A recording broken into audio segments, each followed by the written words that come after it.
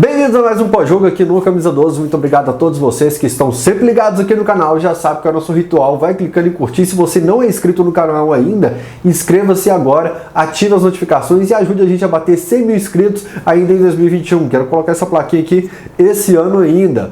Hoje a gente vai falar sobre a derrota do Galo no Clássico contra o Cruzeiro. Pode ser que tenha uma segunda chance lá na semifinal, né? Pode ser que tenha. Meu amigo, no dia a dia você não tem segunda chance não. Se você perder seu patrimônio e ele não tiver protegido, já era. Então não perca tempo, proteja o seu patrimônio com a PVS, que é a maior proteção veicular da América Latina. Eu deixo sempre o link aqui na descrição do vídeo. E cara, é fantástico saber que tanta gente está entrando para a família PVS através do Camisa 12. Precisou de atendimento 24 horas? Liga na PVS. Eletricista, bombeiro hidráulico, chaveiro, tudo pode contar com a PVS. Então, clica no link, faça o seu cadastro lá e proteja o seu patrimônio, aquilo que você tanto lutou. Pode ser que a gente não tenha uma segunda oportunidade na vida como a gente vai ter no futebol. Bora falar sobre o jogo então. Quero deixar algo bem claro aqui, porque muita gente conhece o canal através desse vídeo, ou até muito rival também veio assistir o vídeo aqui no Lateral do Esporte, melhor programa esportivo da TV brasileira que eu participo. Existe um lado de comentarista, jornalístico, torcedor, e um lado, como diz o Toledo, artístico, um lado de informação. Pô, eu vou pagar a aposta vestido de tigrão correndo ao redor do Mineirão. Então lá tem muita brincadeira, muita alfinetada, provocação, eu provoco o tempo todo. No Instagram e no Twitter eu também dou as alfinetadas, mas tem uma mudança de perfil também. Um eu posto mais informação, no outro eu posto mais brincadeira, mais coisas da minha vida pessoal. E aqui no YouTube, para ter um papo mais produtivo, a gente vai ter um papo mais adulto, um papo mais sério. Não é aquele chat de quinta série que normalmente tem em alguns lugares, beleza? Só para deixar claro para quem está visitando aqui que a vibe é um pouco diferente, como você pode ver no pré-jogo que eu postei essa madrugada aqui. Então, vez ou outra, se eu falar do Ayrton, por exemplo, como eu falei das características dele no pré-jogo, falando que era um jogador de perigo, bom, Rafael, vai ficar falando dos rivais. Aqui é um lugar que a gente analisa de forma melhor para ficar mais produtivo.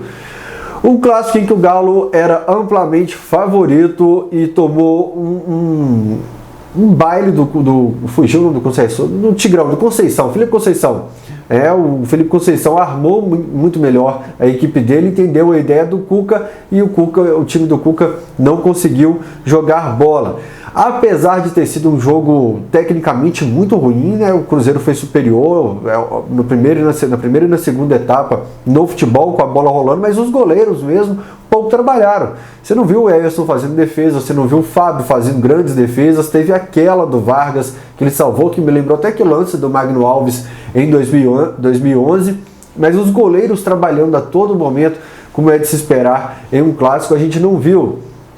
Você vai lembrar defesas mais tranquilas do Fábio, o Everson olhando uma vez ou outra para a bola passando perto, mas os goleiros sendo acionados o tempo todo não teve, porque foi um jogo fraco tecnicamente. O Cruzeiro foi superior, mas o Cruzeiro não conseguiu apresentar um futebol de encher os olhos. Ele foi superior ao Atlético. Fraca foi a arbitragem, um pênalti não marcado para cada lado, expulsões para os dois lados, não conseguiu conter o ânimo dos jogadores, mas o juiz foi fraco para os dois lados, não interferiu no placar do jogo. Mostra que a arbitragem mineira, que é sempre muito ruim, eu falo isso no Lateral do Esporte há alguns anos, que a gente não consegue renovar a arbitragem mineira com bons nomes, e alguns que se destacam, que estão sempre nos grandes jogos a nível nacional, eu acho árbitros muito ruins. Não entendo como que entra ano e sai ano, os caras estão lá. Alguns bem caricatos, é até complicado falar, porque os caras são bons de processo, mas o árbitro hoje mostrou que a arbitragem brasileira, de uma maneira geral, é muito dependente, ela é muleta, ela usa o VAR como muleta, ela é muito dependente do VAR. O pênalti do Cruzeiro, o pênalti do Atlético, outros lances ali que ela poderia ter certeza de decisão, hoje ela não consegue ter essa convicção. Só essa passada rápida na arbitragem. Saiu a escalação do Atlético, associando ao pré-jogo que eu lancei antes aqui no canal. Havia dúvida de quem era o zagueiro pelo lado direito, entrou o Igor Rabelo. Eu falei que temia um pouco se o Hever estava pronto ou não, apesar de não ser fã do Igor Rabelo. Algumas coisas, quem é fã de carteirinha aqui do Camisa 12, sócio de carteirinha, sabe que bate com o que eu falo. Eu não sou fã do Igor Rabelo, não acho um grande defensor. Temia por um Alonso muito desligado nos últimos jogos, mas a minha dor de cabeça ainda era pelo lado direito e do Igor Rabelo. E falei no pré-jogo que da possibilidade de escalação do Tietê. Havia um rumor nos bastidores que o Tietê já entraria de cara no clássico. Já falando da atuação dele em campo, eu acredito que não foi pior que o Hulk, mas o segundo pior em campo talvez tenha sido o Tietê, de 16 que foram mal. Não teve um jogador do Galo que foi bem.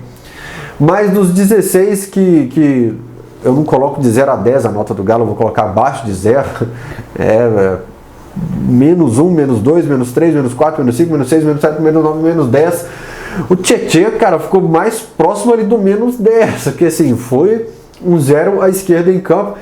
Ele entra na posição que eu citava também sobre a necessidade de investimento. A gente tinha Jair e Alan, a gente emprestou Blanco, Léo Senna, outros jogadores que tinha à disposição, a gente deu linha nos caras. E a torcida sempre pedindo Borré. Eu falo, gente, tem que reforçar ali. Acho que o Tietê foi um bom reforço, uma boa contratação. A estreia dele foi péssima. Que seja pagada pelo futuro dele no clube, mas realmente totalmente perdido. E falei no pré-jogo que me preocupava a comunicação dele, principalmente com o Alan, que ele ainda não podia não se entender desde a saída de bola até a transição defensiva, de quem ia cobrir o Guga, de como ele ia se comunicar com o Alan em campo. E isso aconteceu realmente. O Cuca tirou o Zaratio, que foi o melhor jogador nas primeiras partidas do Campeonato Mineiro no time do Atlético. Foi o jogador mais regular, e o que eu falei, pega a bola, mata a jogada, já bate de uma vez. O Zaratio está construindo bem a saída de bola. Alguns elementos contribuíam para isso, como os times do interior, que não tinham a mesma pré-temporada dos anos anteriores, né? Times do interior que estão ainda mais frágeis, mas de qualquer jeito o Zaratio foi o melhor time do Galo, do time do Galo no início do Campeonato Mineiro. Já o Alan, e falo aqui um cara que segurou 2020 inteiro falando, calma, vamos ter calma com o Alan, vamos ter calma com o Alan, vamos ter calma, vocês sabem, 90% do público do pós-jogo é o mesmo, 90% da turma que assiste os vídeos aqui e sabe o tanto que eu acredito no futebol do Alan, na qualidade dele, mas cara, não existe um cara que me irrita mais hoje no time do Galo que o Alan, sabe? Tanto defensivamente quanto ofensivamente, eu meio que joguei a toalha, cara, agora eu só espero, não defendo mais, quer colocar no banco, coloca. Eu meio que perdi a paciência mesmo com o Alan, mesmo com todo o potencial que ainda acredito que ele tenha. O Alan não apresenta futebol há algum tempo. Na ponta direita, o Savarino também foi decepcionante. Nós fizemos uma live para a Brahma, eu, o Gão e a Karina Pereira, no Instagram, pouco antes, no Resenha Brahma, que já é tradição aqui no Campeonato Mineiro. Toda semana tem ou o Valdir do Cruzeiro com o Alex Gargalhada, ou eu com o Gão, a Karina Pereira. Eu falei que peguei dois jogadores de características semelhantes. Eu sei que a torcida do Galo vai ficar muito brava, mas entenda, eu não estou falando que são da mesma qualidade, mesmo patamar. Mas eu falei do Ayrton, do Cruzeiro, que eu acreditei que ele se destacaria. Falei no pré-jogo da preocupação com ele e falei no Resenha Brahma, que é o jogador que eu apostaria que se destacaria pelo lado rival. E o Savarino, pelo fato de jogar em cima do Matheus Pereira, que é uma posição que o Matheus ainda não convenceu o torcedor e só foi titular porque o Alan Ruschel entrou muito mal nas partidas iniciais, eu apostava muito no Savarino, mas assim como os outros 15 jogadores, ele não foi bem. E repetindo, todos os 16 jogadores foram mal. O Cuca reforçou isso na coletiva, já a gente fala mais sobre a coletiva do Cuca. Cara, eu falei no Twitter que se 16 jogadores não vão bem, o buraco é mais embaixo. E o Cuca matou no peito e falou que a culpa é dele. E é sim, porque não tem lógica 16 jogadores irem mal. Não tem ninguém que você fala assim que foi um pouco acima da média. O Júnior Alonso decepcionou, o Arana decepcionou, o Nath decepcionou. Todo mundo decepcionou, porque o time foi desorganizado e quando fica desorganizado, já eu falo sobre raça, dá a impressão de que falta raça. Quais foram as boas atuações do Galo até agora? No início do Campeonato Mineiro. Contra times, repito o que eu já falei nesse pós-jogo. E eu falo isso no Alterosa Esporte também, viu, gente? É algo que eu já vim falando lá no dia a dia do programa, na rede estadual aqui para não sei quantos municípios, aliás, quem mora fora de Minas também pode assistir pelo YouTube. Os times do interior começavam a pré-temporada em novembro e dezembro, os times da capital chegavam aqui dia 4 de janeiro, começavam a treinar lá pro dia 12 e 2 semanas depois estavam em campo com os times do interior fazendo um jogo treino e tal. Agora, os times da capital vinham de ritmo, os times do interior se reuniram, todo mundo começou a jogar e o Galo foi bem. Ó, vamos pegar aí o Coimbra, que a gente meteu 3-0, era um Coimbra que estava também começando o campeonato lá na parte de baixo do campeonato. O Galo não teve uma atuação convincente ainda. Eu estou associando muito ao pré-jogo para ver se bate com o que a gente falou, o que eu falei de madrugada. Falei, o torcedor espera muito uma goleada, eu conto mais com os 3 pontos, 2-0. Tecnicamente, tinha que golear? Tinha, cara, porque o Galo é muito superior em folha salarial, em nomes, em investimento, em tudo isso. E havia uma rivalidade, necessidade de golear do Cruzeiro, que passou sufoco na Série B e vem passando sufoco no início do Campeonato Mineiro. Mas que atuação do Galo te convenceu de que esse time seria capaz de golear? Não vou falar só do Campeonato Mineiro, vou falar do início do retorno do Brasileiro para cá. Se você pegar a média das notas do Galo até hoje, tem uma média, uma nota em média assim que te convence que seria goleada? Um futebol convincente, consistente? Bom, eu não vejo. Não vejo mesmo, por mais que exista uma limitação do adversário. A gente jogou nada contra a Caldense, o Coimbra teve seu momento de sufoco, né? No campeonato lá, um Goiás virtualmente rebaixado, um Vasco, um Bahia, um Fortaleza, contra todo mundo a gente foi muito mal. Então não havia assim, mesmo que um Cruzeiro que mal na Série B e tal, mas a gente pegou um Goiás rebaixado, um Vasco rebaixado, o Bahia lá embaixo, todo desfalcado, uma Caldense com todas as limitações da Caldense, e o Atlético não mostrou assim, olha, esse time vai golear. Repito, no Alterar o Esporte a gente provoca pela rivalidade, pelo estilo do programa, mas a atuação que você fala assim, esse time está pronto para golear, não teve. Apesar de toda a limitação do Cruzeiro. Você vê que o Galo, em uma atuação irreconhecível, que o Cruzeiro foi superior tecnicamente, mas o Cruzeiro não conseguiu converter essa superioridade de roubar a bola fácil do Galo, de trocar passes em finalizações e jogadas de ataque, até porque é uma dificuldade enorme do Felipe Conceição, esse terço final do campo. A criação e finalização é a maior dificuldade do time do Felipe Conceição. Eles não conseguiram converter. Isso mostra que a gente jogou realmente contra um time que é limitado. O time do Cruzeiro ele vai passar aperto na Série B, é um time que vai passar aperto ainda no Campeonato Mineiro. Foi para 17 pontos, acho que foi para 15 pontos? Não, 17 pontos. Ano passado fez 20 pontos. Não me assuste se o Cruzeiro empatar o próximo jogo ou perder o próximo jogo. Aconteceu isso com o Galo várias vezes nos últimos meses, de um time limitado sufoca o Galo, ganha do Galo e no jogo seguinte perde. Eu até brinco e falo com as torcidas adversárias. Não se engane. Mérito pela vitória, ok, ganharam, mas o Galo contribuiu demais para isso. Torcedor rival que está assistindo aqui, não se assuste se seu time perdeu ou empatar o próximo jogo, porque o Galo contribuiu demais pro jogo de hoje. Algo que foi determinante na superioridade do Cruzeiro. Coragem, e eu não falo atitude, raça, nada disso. O Cruzeiro acreditou no erro do Galo, que marcou em cima, marcou o tempo todo o Sobis, aquele menino loirinho que eu ainda não peguei o nome dele para valer, Louro José, não, Bruno José, que veio aqui na negociação com o Maurício, com o Internacional. O tempo todo eles indo em cima do Rabelo, do Arana, do Alonso, forçando o erro, forçando um chutão lá para frente. E os caras do Cruzeiro lá no campo de defesa, cara, moleque de 18 anos na zaga, podendo dominar, pensar, tocar, receber de novo, olhar, levantar a cabeça, tomar a melhor decisão, e os caras do Galo de camarote assistindo, tranquilo, esperando o adversário. Voltando a comparar com o pré-jogo, eu falava, vamos atacar a saída de bola dos caras, vamos pressionar, vamos sufocar, vamos jogar na pressão enorme que está nas costas desses caras. O Galo não. O Galo se acovardou, deu passos para trás, deixou o adversário pensar, julgar e gostar da partida, criar confiança e criar confiança no futebol. De uma maneira geral, não só em clássico, é muito perigoso. Vamos começar a falar sobre o personagem principal do jogo então. Cuca. Se nada for diferente, se caminha para ter um caminho parecido com o do Levine em 2019. O que aconteceu desde que o Cuca deixou o Atlético?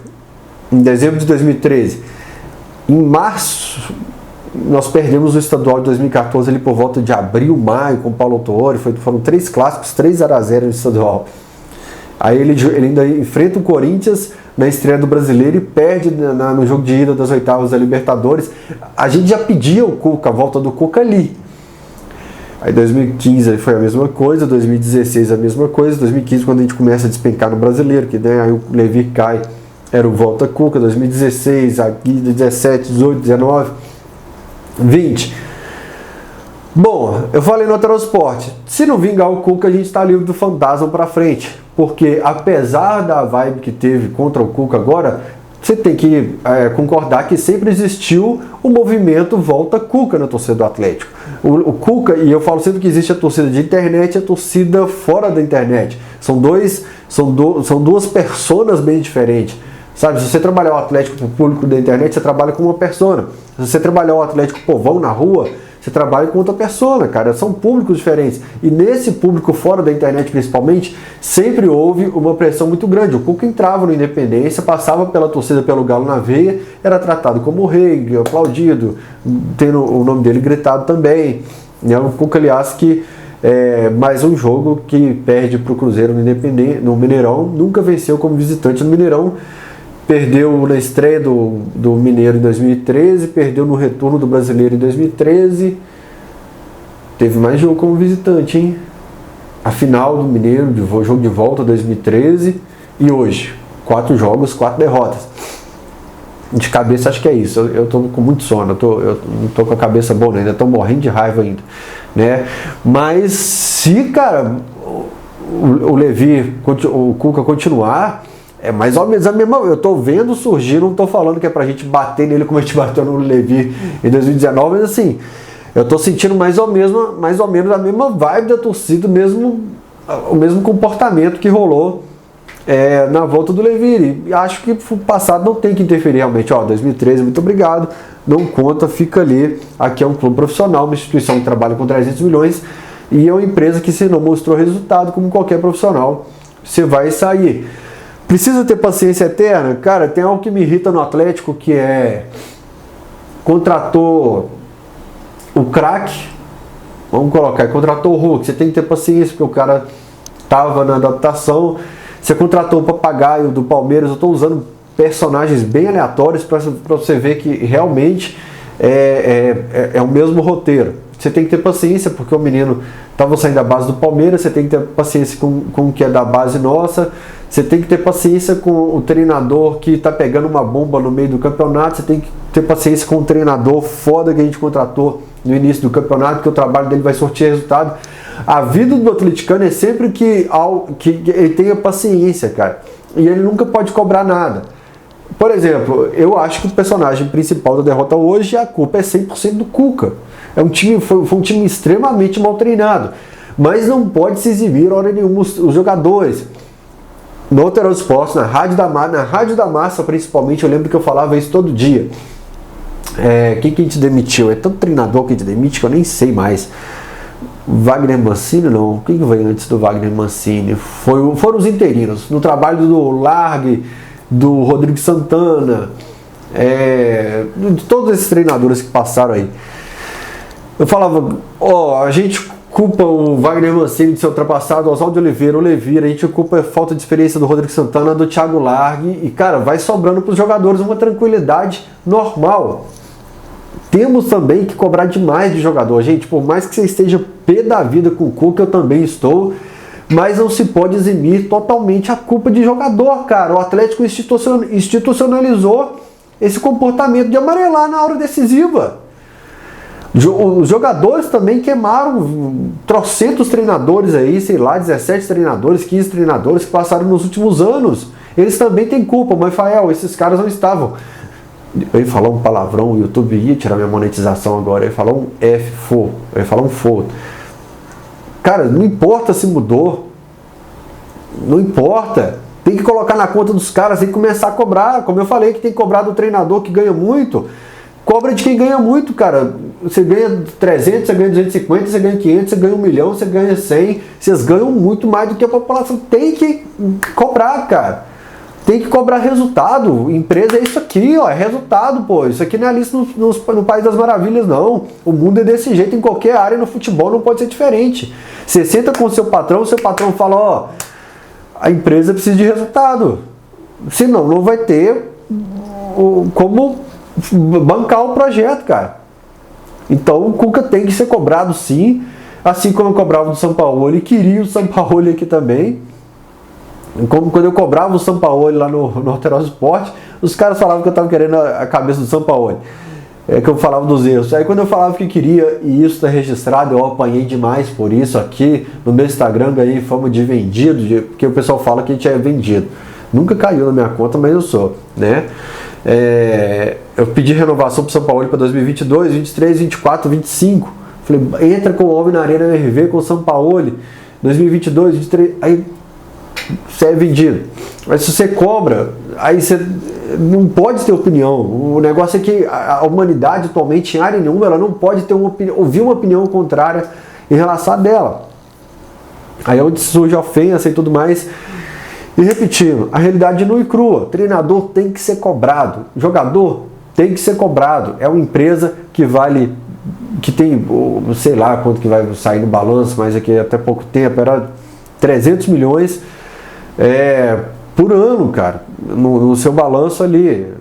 Aí, pô, nada pressa, o Sampaoli gritava demais. Aí, pô, o treinador grita pra caramba, desconcentra os caras, não é parceiro dos caras. Agora, o que irritava era o comportamento explosivo do Sampaoli. Agora, o que irrita é o Cuca roendo a unha, calado o tempo todo, com cara de quem tá morto, de quem tá com sono, de quem tá desconcentrado e tal.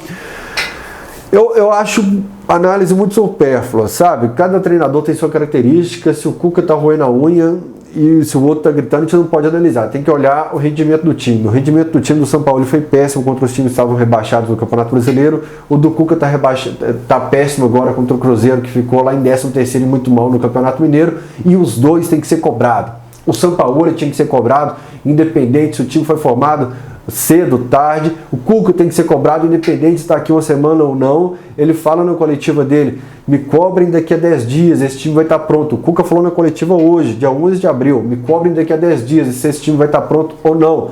Cuca tem que ser cobrado hoje, dia 11 de abril. Tem que ser cobrado hoje, cara. E eu não estou pedindo demissão, cabeça de treinador, não. Eu pedi do São Paulo também, assim, um resultado melhor. Porque tem material humano para isso. Tem material. Pô, é sempre um papo de paciência. Sabe? Aí a hora que demite o Cuca agora, em abril, nós estamos em maio, demite o Cuca em maio. Nós vamos ter que ter paciência com o substituto dele até julho, até outubro. Aí demite o substituto dele em outubro. A gente tem que ter paciência. E é paciência o ano inteiro, cara. Bom, nossa, tem pouco que eu não fazia um pós-jogo, né, nervoso assim. Porque realmente hoje está complicado. Voltando ao favoritismo do Galo, me lembrou muito clássico. Alguns clássicos, eu vou citar 3 aqui. 2 do lado atleticano como favorito e um do lado rival, mas acho que é. Vamos lá, 2001. O Atlético era favoritaço. Nossa, era um time que quem assistiu aquele time de 2001 jogar, principalmente na reta final, emplacou no começo do ano, ainda alternava entre bons e maus momentos, né? Até no jogo de ida do Campeonato Mineiro ele perde feio para o América, quase reverte no final, o Alessandro faz o gol e tira o título do Galo, mas era um time que, cara, a escalação, qualidade técnica, aliás, com o Levi, né, citado o Levi aqui no pós-jogo, um Cicinho jogando muito bem, um Alvo, Marcelo de Gian, o Ramon, Gilberto Silva, Marques, Guilherme, Djair. Não sei se eu falei Gilberto Silva, eu já falei Gilberto Silva. Era o Veloso, goleiro? Era o Veloso. Cara, era um time muito redondinho. Favoritaço, Cruzeiro muito mal. O Alex, que faz o gol do Cruzeiro, não é nada daquele Alex de 2003, era um Alex apagado no Cruzeiro ainda. O Cruzeiro abre 2-0, o Galo consegue empatar no último minuto, quase vira o Alexandre, perde um gol na pequena área ali, e o atleticano ligou o sinal de alerta naquele momento. Em 2004, o Cruzeiro vinha de um título do Brasileiro, o Galo desmonta o time depois do campeonato de 2003, que nem tinha sido tão ruim assim, mas o trabalho, o resultado do adversário interferiu na pressão que existia no Atlético, do lado atleticano.